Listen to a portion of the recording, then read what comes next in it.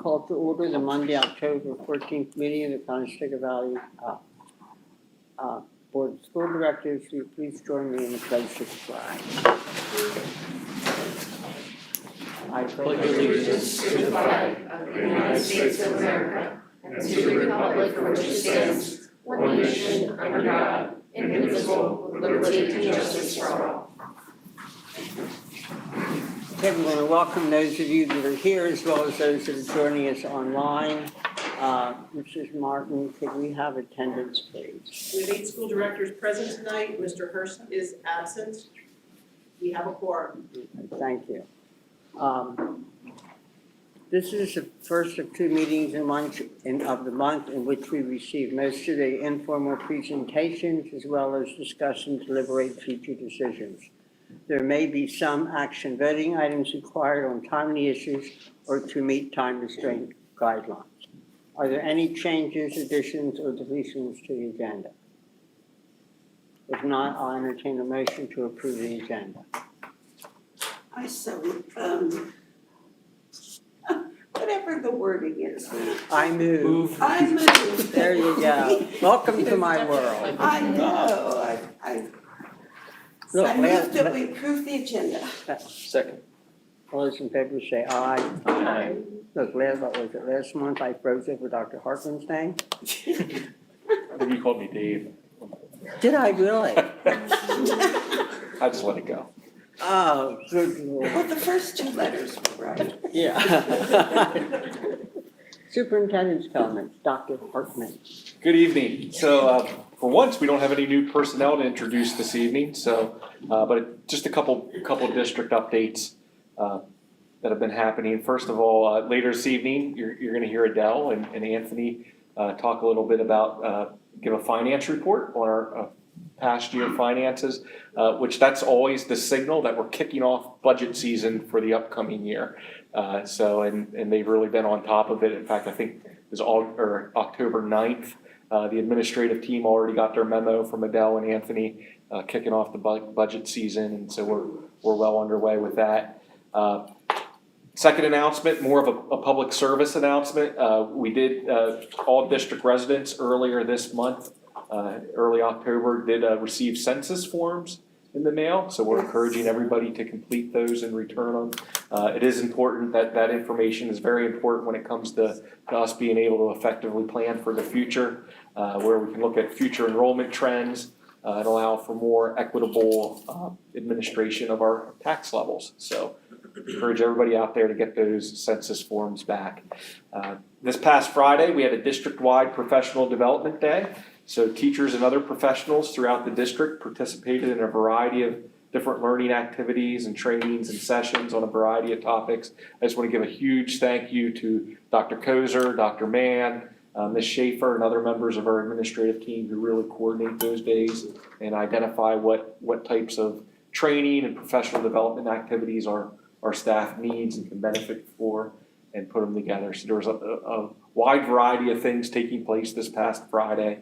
For example, one of the activities that took place that I thought was just really cool was some of you may have heard of the STEEL standards. It's the new science standards coming in.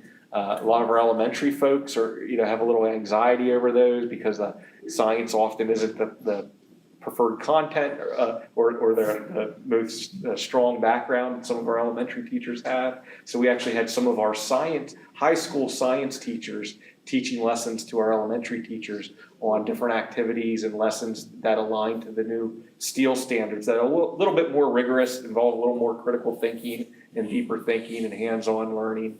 And they did a really great job presenting modeling some ways that our elementary teachers could teach these higher level concepts to elementary students. So that was a great day. Like I said, a lot of variety happening on Friday. And then finally, just one thing I want to point out on a positive note. A few weeks ago, I was able to attend the Workforce 2030 Summit at IU 13, which was coordinated by the Lancaster County STEM Alliance. That was a great day, a lot of collaboration, a lot of networking among not only school leaders, but local business leaders and other nonprofit organizations were there as well. But one of the things I noticed that day is The Lancaster County Workforce Development Board shared their annual report for last year, and they were handing out copies of it. And on one of the pages, where they featured some information on business education partnerships, they included a picture of our internship spotlight at CV that we send out from time to time, highlighting the different internships that our students here at CV are doing. So that made it into this countywide report. So I'll be happy to pass this around. Just thought that would be cool to share. So that concludes my report. Thank you. Are there any board comments on district activities? Is there any public input on agenda, related to agenda items? If not, then we'll get right on to the action discussion items. Mr. Johnson. Evening. One small change order with two items within it. Excuse me. Based on the plan to utilize some rooms for different purposes, as we've done here at Smoketown, and added doors after the fact to close off cabinets. We're doing the same thing. What we were able to do here is catch it before the cabinets were manufactured. So that was an additional cost of $770 to do that. The other is there was a concealed ceiling that once we tore down another ceiling, we found another one above it that just. It's an older building. Part of that building goes back to the 30s, so we're finding a few surprises, not too many that are major, but you know, it's an interesting building once you see it all opened up. So did you look under that ceiling too, just to make sure? yeah, there's no ceiling anymore. I'd be looking through the sky if we tore anything more out. So that was just a cost to remove that of $2,179. So project's been going well, so this can go on a consent agenda for next week. So. Any questions? Those of us that live in old houses are used to surprises when we open walls and ceilings. Yep, things were moved, things were changed, never documented, and yeah. It's nice to get it done once and for all. Yeah. Get it fixed permanently. When you tear things apart. I'm sorry. When you tear things apart, just get things fixed permanently Yeah, but once and you know, done. you open up the floor and there's a rock right there on the floor, right? Yep. Yeah, we found some things like Studs up slabs where were they're thicker supposed to than be. a normal slab, or things were just a little different than maybe Yeah. what they were thought, Yeah, so, once upon a time, nobody heard of 16 inches off the center. yeah. They just put studs wherever they needed them. Very true. It is kind of interesting because it's at a time frame where it's almost a transition from steel or wood going to steel structure. Yeah, So you see steel trusses, but you see the wood plank of the roof deck. It's like, okay, so they were making a move towards the newer technology, but you still see that old tongue and groove boards, and we measured them, they're like 1 5/8 thick up on the roof. So that had slate on it many years ago. So it's a neat old building, at least that part of it. yeah, I So. agree, I like what you're doing. Yeah, all right. Get something you have to renovate, then it's. Yeah, Thanks, Ken. thank you. Mrs. Hunsinger. And sidekick. Yeah. That's nice.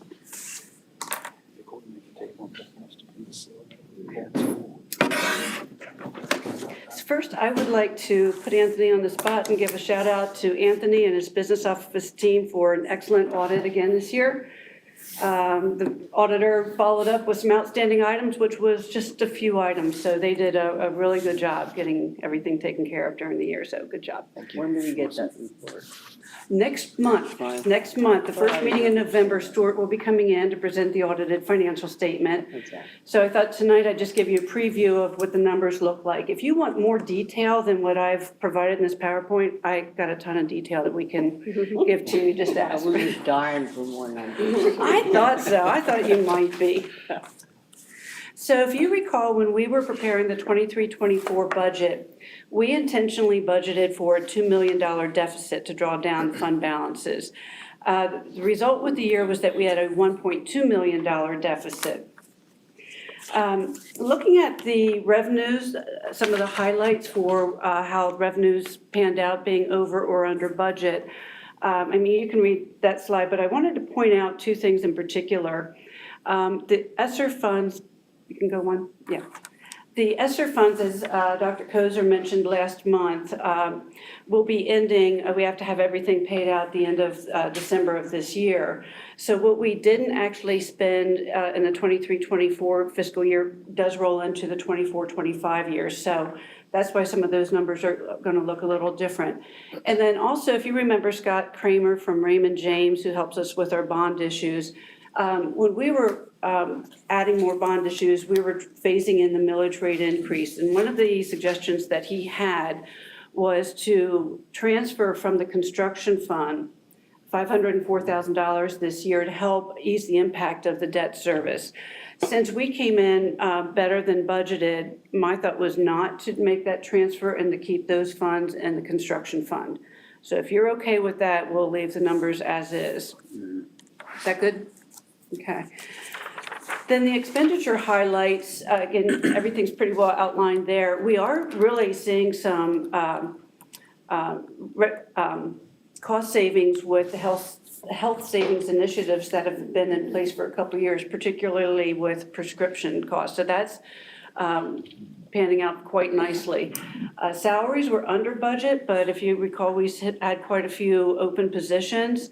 And then STS is our substitute teacher service. They help us out primarily with day-to-day substitutes, but when there are some long stints that are open, we go through them to help cover some of those positions, and they provide administrative support. So you can see that the cost to STS was over budget. And then special education costs really continue to increase again this year. We're seeing more placements. The cost to provide services is more expensive, and just trying to find some of those services as well, too, has been a little difficult with staffing shortages other companies are experiencing as well. So what I'd like to focus on now is the fund balance commitment and assignments. And if you recall from previous years, PDE requires that our unassigned fund balance must be less than 8% of next year's budgeted expenditures. So if we're looking at the middle column for the actual for June 30th of 2024, make some changes to some of these commitments and assignments and bringing our unassigned general fund balance down to 6.7 million. That results in us being at a 7.2% of next year's of the 24-25 budgeted expenditures. Any thoughts or concerns on that? Because what I'll do then for next week is have a resolution for you to approve on the consent agenda with these numbers. And I am going to turn this over to Anthony right now to kind of give you an update of some things to come. Thank you. So on the next slide, it just talks about some FYI information. As Adele was mentioning, the resolution for the fund balance is going to be on the October 21st consent agenda, as well as the year-end budget transfers. Our local audit report will be in the November meeting for the financial statements there. And the 25-26 budgetary calendar will also be on the next board meeting there for the information agenda. And then lastly, the 25-26 Act 1 index is 4.0%. So that's our segue into budget discussions coming up soon. Then on the consent agenda, next week will be the fund balance approval and the year-end transfers. Correct. And do you have our budget calendar ready by then? Yes, Okay, we were good. working on that today and tomorrow. Good, So we'll have that in the information agenda. thank you. Can you remind me the Act 1? The Act, this is a good point to make too. The Act 1 index is what PD establishes for us, saying that you cannot raise your millage rate over that percentage increase unless you want to apply for certain referendum exceptions. The only ones we qualify for anymore, really special education costs and possibly PSERS and the retirement costs. I doubt that we qualify for that this year. However, with the adequacy supplement that we got in the budget for 24-25 that was new this year with the governor, I did read where they said if you accept those subsidies, you cannot apply for any of these referendum exceptions, which at 4%, we weren't going to apply for referendum exceptions anyway. We don't qualify for most of them anymore. Right, the only one probably is special education. And that's it. And that's gonna take a lot more than an exception Yeah, to fill in. yes. Anything else? You're good? Okay. Thank you. What about CanCon Jack? Are you doing that? Yes, the Plan Con. So the next document is required filing with PDE that we have to submit once a construction project has been completed. And this is for the Brownstown Elementary project. And what it does is it sets a percentage rate reimbursement. So when we pay our debt service payments, principal and interest, we apply that percentage and get a reimbursement, PlanCon subsidy from PDE. They had provided us with a temporary percentage, and that was roughly around a net percentage of 6%. So this will finalize those costs. Their PDE's percentage in reimbursement was based on the contract costs that were approved. So now with any change orders and everything else, this will just firm it up for us. So no questions. I'd be glad to go over more detail with this for you too. Is this reimbursement part of something we have been able to file before they froze everything, so we sort of slid under? We slid right under, and then they were like, no, this is a total moratorium, so we hadn't budgeted for it. And actually, we got, in August of 23, I believe it was, we were notified that we can apply for all this subsidy. It's like, great. So we're doing that. They're opening that back up slowly now, aren't they? The PlanCon? Pardon me? They're opening that program back up, aren't they? Slowly, but they probably have a backlog. Yes, there's a backlog, I'm sure. 3 years worth, Yes, if not more. And that will be approved next week. Yes, on the correct. consent agenda. I'm just looking at this form expires 6/30/2012. That was what was on their website. I looked too. It's like, okay, Yep. Yeah. good eye. Any other questions or concerns? Thank you. Awesome, thank you very much. Thanks, Bill. Mr. McGraw.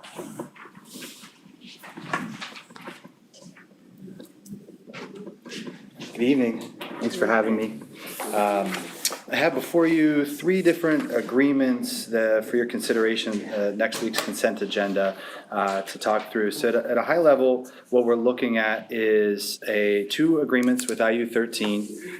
One would be for co-location services. So what we're doing there is installing servers in their tech closets, basically, that would back up data here off-site.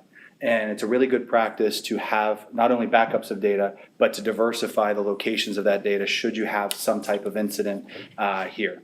And so having it at the IU is a cheaper cost. In addition, we have, the way that our WAN is structured here in the district, it's a much faster connection between here and the IU. So we'd have a benefit should we have an issue here at the district office where we would need to, we could actually spin up servers and run district operations in an event from that location as well. Whereas if we did a different location or cloud storage, we wouldn't be able to do that. So this is part of our overall backup plan to help with our cybersecurity posture. So that's one of the agreements. Any questions for that one specifically? Do you know how many other districts are doing that with the IU13? Several actually started doing it. It's becoming more common with them based off of their pricing model, their support, their uptime, and again, any district behind the WAN that uses their internet service, it's just a kind of a no-brainer.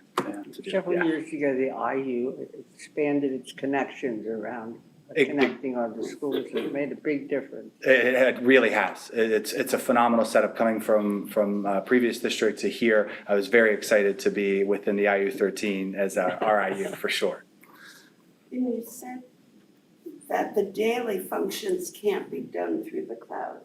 or not well through the cloud? Yeah, you typically don't want something, it becomes a bottleneck when you go to the cloud. So the way that our network runs is we basically have a super mega highway between us and the IU, and that costs a certain amount. But then the further you try to go out with that highway, the construction costs, we go to like more of a 2-lane or single lane highway as you go through, or the costs become too high. So to function as a district, we wouldn't be able to do that with a cloud storage type option and get the same that we're getting with this. We're getting a backup plus a redundancy to actually operate our core services. Other agreement from IU 13 is with some overall networking, just kind of support. In the focus for this is to help us with currently our wireless network is what in the industry would call a little flat. It was something that Brian Stegoff, when he was here as the interim IT director, had cited that as an area that we would want to look at for cybersecurity. And what that is we want to segment differently how we have our student network from our staff network and some of our other, like bring your own device. Having those, even though they broadcast differently, there's some security things in the background we can do. They're going to help advise us on some of those pieces. In addition to a new product from Microsoft called Microsoft Intune, is a new way Microsoft's kind of, they go back and forth between Apple and Microsoft, copying different things from each other. But Microsoft is changing how you provision a device and kind of adopting a lot of things that Apple is doing in their provisioning. So this new product is something we're trying to roll out with our any of our PCs in our environment for some district office employees and labs and other places. This will make things very streamlined, but it is a new program and they're going to help advise us on that. So that's what that second agreement is covering. And that's just an hourly rate. So it's only a use and pay for what we actually consume. The last agreement, not to say it's the most exciting for me, but it is definitely one that I'm excited about with Cornerstone Innovations. So there are 4 main projects within the scope of work outlined with this company. This is a company we consulted with in my previous district and had a lot of success. 2 of the things, focusing on automation of data and accounts. Right now, a lot of our accounts are manually created by people within our department, and it is something that is ongoing all the time. Someone gets hired, a whole chain of events has to occur to do that. All of that is automatable. We can actually go through and based off of a couple fields in our HR system, have a script handle all of those things. And it's something that we can have them implement for us a lot faster. That will save us time on our end and the interruptions that are there, and also help us with onboarding of people faster. In addition to the onboarding side, one of the things that unfortunately gets left out of the mix is changes when employees change and also when they're off-boarded and they resign, retirement. This automation will be able to key in some different pieces based off of changes in our HR database to actually facilitate those changes again, automatically for people so that they can get moved around, get on the correct email list, just things that are very redundant and can consume a lot of manpower for no reason. That's what these services will do. There are 2 other ones with helping us not necessarily automate, but better integrate some of the educational apps that we have as a district and how we're able to move those forward. The last one is on Microsoft Sentinel. It is a cybersecurity defense product that teams with something else we use called Microsoft Defender. And right now, Microsoft Defender will scan a device and see what's happening on the device. Microsoft Sentinel actually scans different behaviors. It starts to notice that if you're logging in here and then all of a sudden it senses a login and geographically you could have never traveled that far away, it can actually respond in real time, whereas it would take us a long time to find that. It also keeps very detailed logs of all of our secure data. So in the event of a breach, we would be able to actually go back and find and see how many copies of this particular file were downloaded, printed. There's a very verbose logging of data there. And as part of the cybersecurity and insurance posture we have, highly recommend getting this product set up. It is definitely cutting edge. You talk about cybersecurity. May I ask, can we tell if there's been an attempt hacked into our system? This Sentinel product is definitely designed to provide some of those. We already have some things in place, but this one will not only detect some of those threats, it can also act on our behalf with rules that we set and go to the extent where you can actually have it act and shut accounts down automatically and then alert a different group and different tiers of alerts. We'll get emails for kind of basic, hey, you might want to check into this versus an actual phone call. Or push notification we get on our phones to actively monitor us. And then this would allow us to dig deeper into where that threat vector was and what we could do to, what maybe was exposed with it. Does this happen very often where we suspect someone's trying to hack in? I think the biggest thing we encounter right now that anyone in the district can agree with is the spam, the phishing emails. A lot of times, one of our biggest things, and the reason that this is so helpful for us, is the phishing emails is honestly our biggest attack vector. There was a cybersecurity firm that was kind of pulling showing a company how easy it is how vulnerable they are, and they dropped a bunch of USB flash drives in the company's parking lot, and it just said home videos. Everyone picked it up, they went into their office, they plugged it in, and instantly they showed that they could be in. So it's our practices here that make us the most vulnerable, but this system lays over top of that to try to detect some of those actions and kind of save us from ourselves sometimes. Thank you. What's the implementation timeline? Honestly, it'll be as quickly as we can move as a department. My goal is through this school year to work through all of these different factors with each of these different programs. If I had to rank order them, the backup and co-location services would be the highest priority for us. With equipment that we need to install, if we have your blessing to move forward with that, will be one of the priorities. I have prepped the team in the event that we would move forward with some of the other data preparation projects, so that they're understanding what we want to try to do and where we want to go with some of these projects, and we would run up most of them concurrently with the idea that we would have as soon as possible in this school year. Is this all on top of your budget? Or That's a great is there question. anything that you found from last year that we got rid of? Yeah, great question. Strategically, we went through the budget and made some different purchase decisions. So all of the agreements that you have before you and the costs here are revenue neutral, meaning they are within the budget I have. So I'm not asking for any dollars. We are just reallocating some things, trying to tighten the purse strings on our own budget with these particular proposals. Very good, thank you. You're welcome. That's my favorite sound, we're not asking for anything. Very good, thank you. Yes. Thank you very much. Thank you. Dr. Kozer. Director of IT, we may need you because my computer just froze.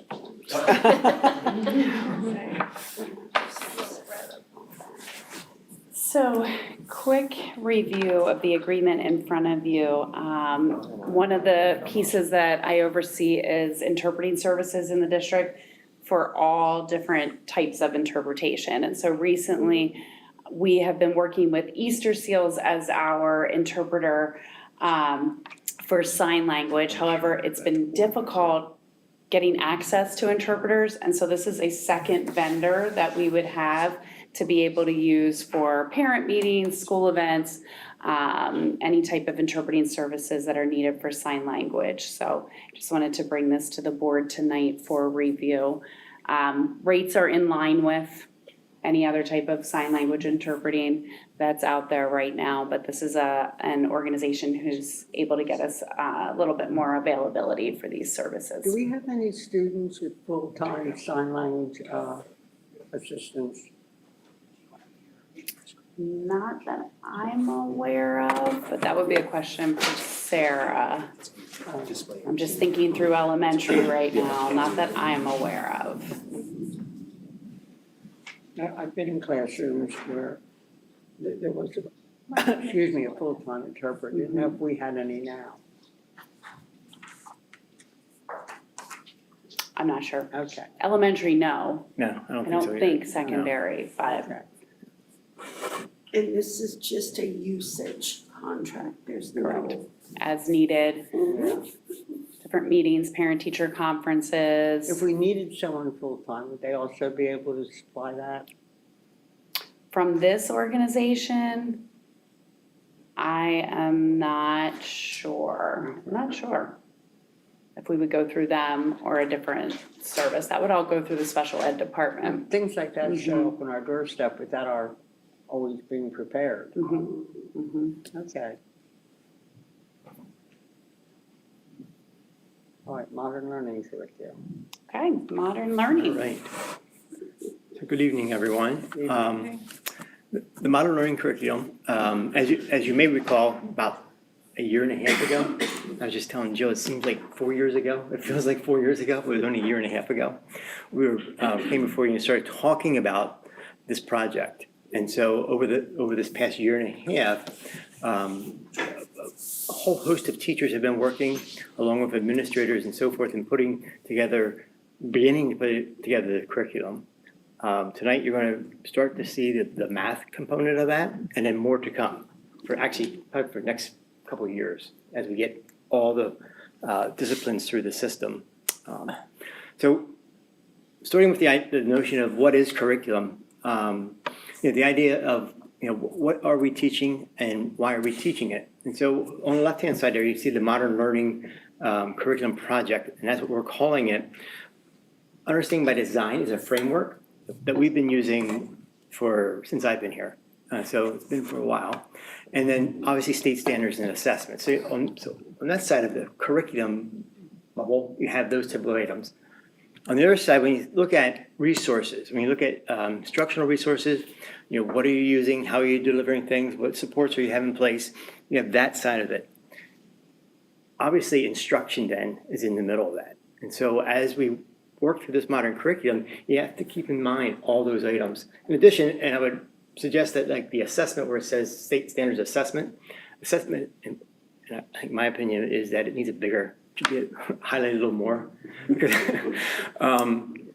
you have a variety of types of assessments, whether it's formative, helping the teachers as they go through this process, supporting the children, as well as then the summative, the final assessments.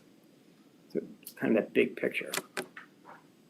And then tonight, what we're beginning is on the right-hand side there, adopting courses of study. The school board's responsibility is to adopt planned courses. And so we're beginning that process tonight in the math. Okay.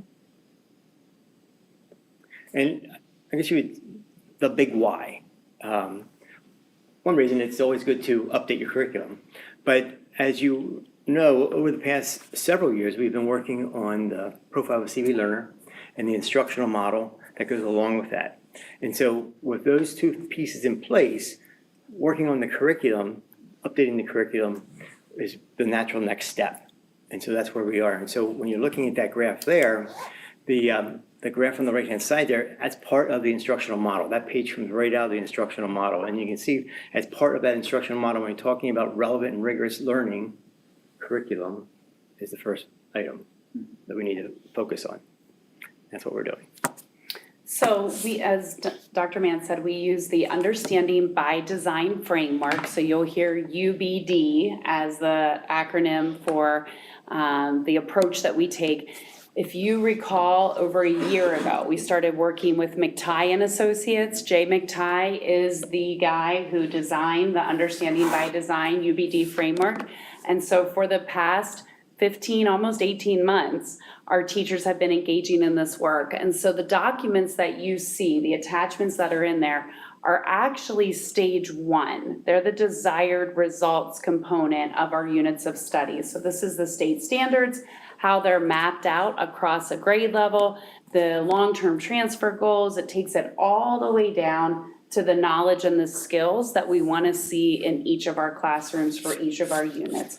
So stage 1 takes you through those really big ideas, maps out what the year looks like in a grade level math classroom. You have the documents there from kindergarten all the way up to Algebra 1. Stage 2 then is the assessment component, and stage 3 is the learning plan. In the EduPlanet software that we have, the teachers have access to all of the stage 2, stage 3 pieces. For for the public-facing curriculum components, stage 1 is what we have. And I'll show you a screenshot in a couple of slides of what this will look like after board approval when it's out for public viewing on the website. So just to look at, Backwards yeah, go ahead. design is a positive thing, not a negative. I thought you were originally saying that was what we used to do and it's back. And it's backwards. I got it. No, it's a great question. That's a great question. Backwards design refers to the approach. So a lot of times teachers will take a standard and they will instantly go to start planning activities in the classroom, right? Backwards design says, no. Start with the end in mind. Start with that big picture of where you want the learner to go. Then map out how you're going to assess it. After you know that performance task and what we're expecting students to do, then you can go ahead and plan for those lessons. Because what happens is if you don't take that approach, we have an activity-based plan to instruction, which means we're just doing a lot of fun activities that may or may not work together to actually help the students get to those really critical understandings. So in backwards design, we start with the big ideas first, and then we take it down to that activity level. And what, you said UVD? UBD, understanding by design. So we are intentionally designing those experiences to get to student understandings. We brought him in when we started that at the middle school, right? Yeah, we've been working with McTie and his consultants since about January of 2023. So the project timeline, you've been hearing a lot about this for the last year plus. This gives you a little bit of an overview of how we got to the point where we are this evening. We started in July with ELA and math. You can see that in year 1, we created 264 units, K to 9th grade. Teacher-led, teacher-driven, teacher-created. We started this summer with science and social studies and have been working throughout this school year on the ongoing curriculum design. We are excited to be at the table this evening, October 2024. What you see in front of you, even though it's just a couple of PDF attachments, actually represents hours upon hours of work and collaboration and review and re-review and try it out in the classroom and come back and change it. Dozens of teacher leaders who have been involved in this project to get to the point where we're able to show you the documents this evening. Let's take a look at the next slide and then I'll walk you through the timeline. So when we do get to board approval, we will have what's called our curriculum storyboards. They will be on the district website that all public community members, families can access for their student, for their grade level. This is actually a screenshot of what it will look like on the website. This is an approach that we've taken to really make it family friendly, make it public friendly so that families can see and kind of get the feel for what the story of the math is for their student this year. So I wanted to make sure that you saw the public view. And then our process, typically we would have done the full math presentation this evening. It's a teacher day off today, and we did not want to bring teachers in on their day off to do the school board presentation. So you're getting the preview of those units. You're getting the preview of the courses. You have the documents to look at this week. And then we do have teacher leaders coming next week to the board meeting to walk you through a little bit more in depth. Talk you through the specifics of the math design, talk you through some of the things that they learned and were valuable throughout the process, answer any questions you have about the units that you see, but it gives you a week to preview those documents, take a look at them, and then we have our math specialists, teacher leaders coming in next Monday to really do a deep dive just into the math for you. We would be seeking approval of those math courses next Monday, and then we will move to that process of having everything accessible and visible on the website for our families. Questions about the overview, timeline, or the documents that you have? I know we're talking about trying to get all the schools, all the kids on the same board. Is this a better evaluative process for teachers to see if there's classroom or a school that's falling behind that we can not have any slide backs anywhere with the kids? Absolutely, and next week, we have some data to share, some preliminary PSSA data, just based on the implementation of some of our pilot units that we're really excited about. Awesome. I hate to bring this up, are we looking toward new math standards? I know they did science the other week. Does that mean new math standards are going to be brought out? Math and ELA are going to stay with the Common Core. Okay. And then science, this is the Common Core-ish version of the science, the Yeah, next but generation Common Core science becomes standards. Pennsylvania standard. It just took Pennsylvania a little while Like Yeah. 12 years, I to think. catch up on the, I know how it was done 12 years science, I to thought catch maybe up. math wasn't far behind. But Yeah. They're pretty stable with that right now? Yes, Do you like them? the science standards, Math? the math standards, oh, absolutely, absolutely, very rigorous. So with the creation of each one of these by grade,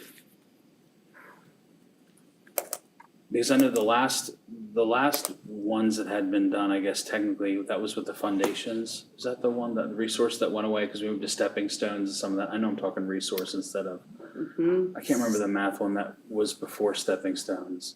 Math and focus Math and focus. at But when you're elementary. looking at the curriculum standpoint, like this piece, which is the huge undertaking, when was the last time CB attempted something, an overhaul like this? Do you know how long ago that was? Like this level of overhaul? Probably, I'm guesstimating about 2008, 2009 is what I was thinking. Yeah, right Mhm, in that mhm. window. Gotcha. With the way things progress, do you anticipate that will have to happen sooner?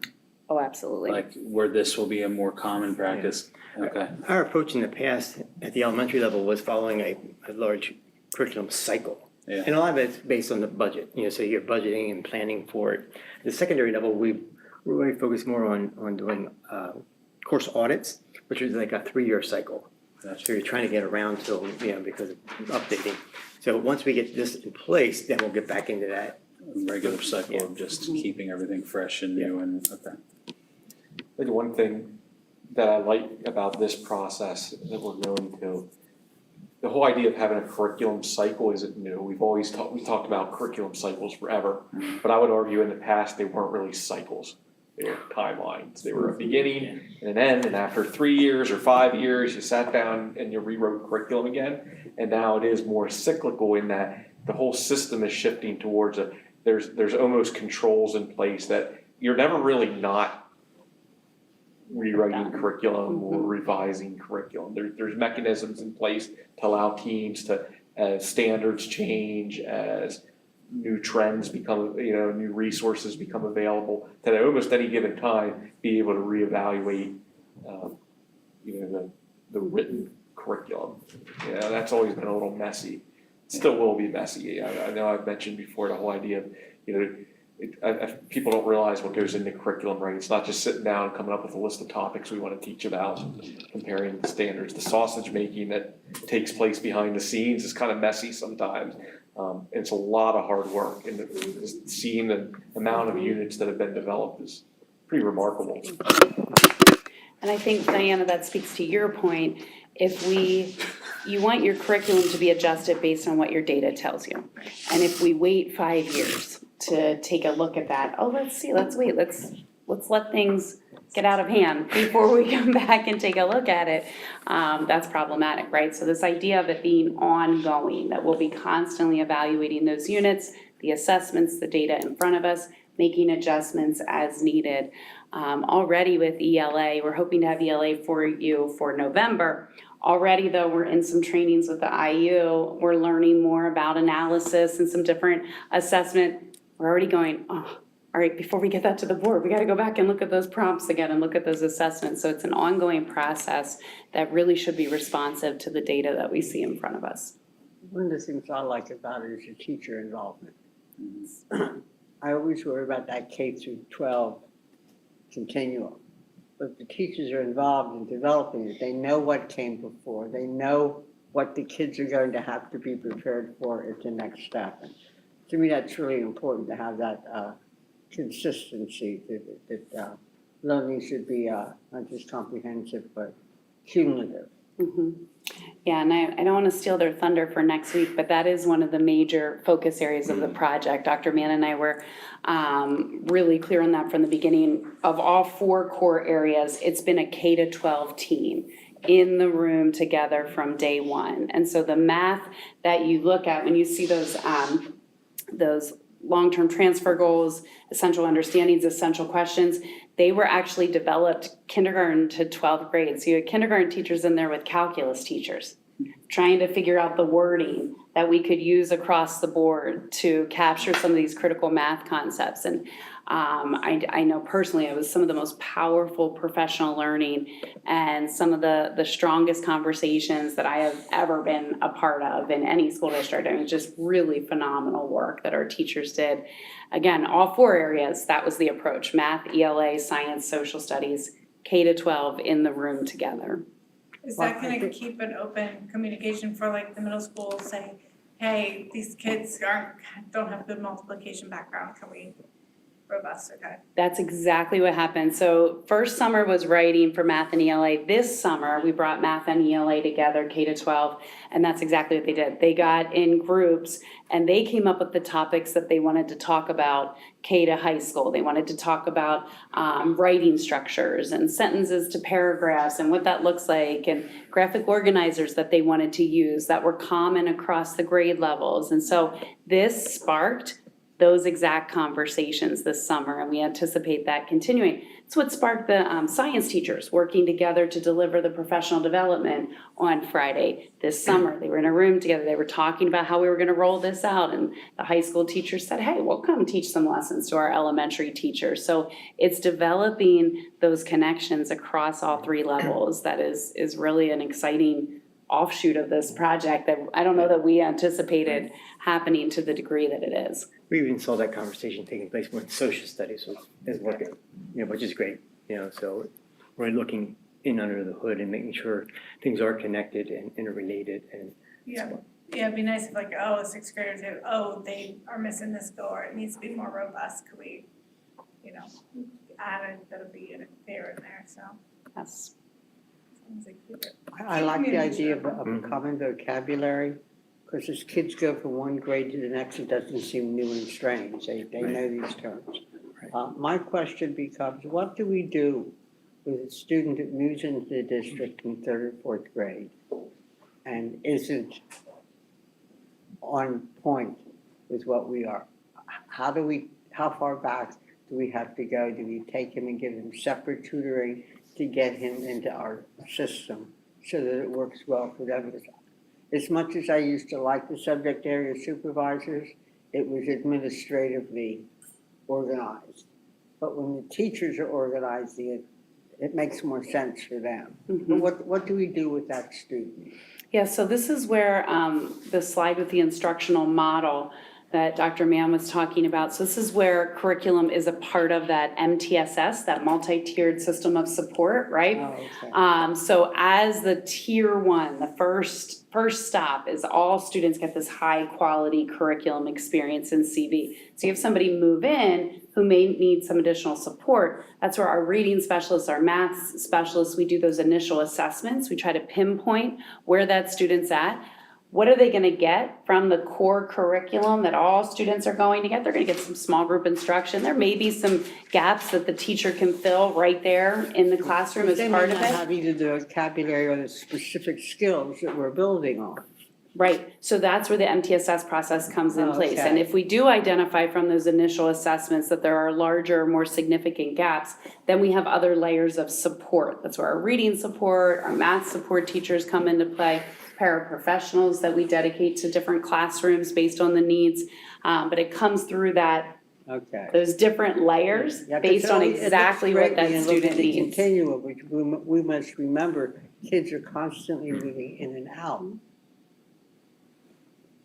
Which is what some of our other countries don't have to deal with, Mhm. that we do, because they have smaller districts, smaller country, everybody has the same curriculum.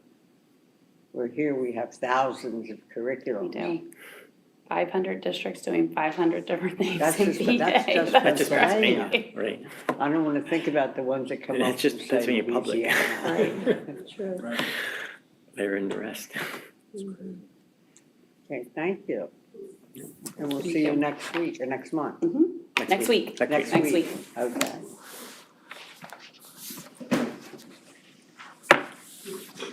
All right, that is our full discussion agenda. Next week's agenda is posted. Are there any questions? Is there anyone from the public that would like to address the board on any issues at all? Do you have a vice president's report? Just real quick, I sent out the, it's not the final, but it's the almost final draft with your approval. We're working, or for the, Award of Excellence, the Teaching Award of Excellence. Sorry, the Educators Award of Excellence. I'll get my terms correct. Let me know if you have any feedback Yeah, I on was those gonna two go over documents. this afterwards to see Okay. if any, Then, yeah. I'm good. Okay. Board initiatives. First of all, this is October. In November, we get our recommendations for officers for the next year. I have asked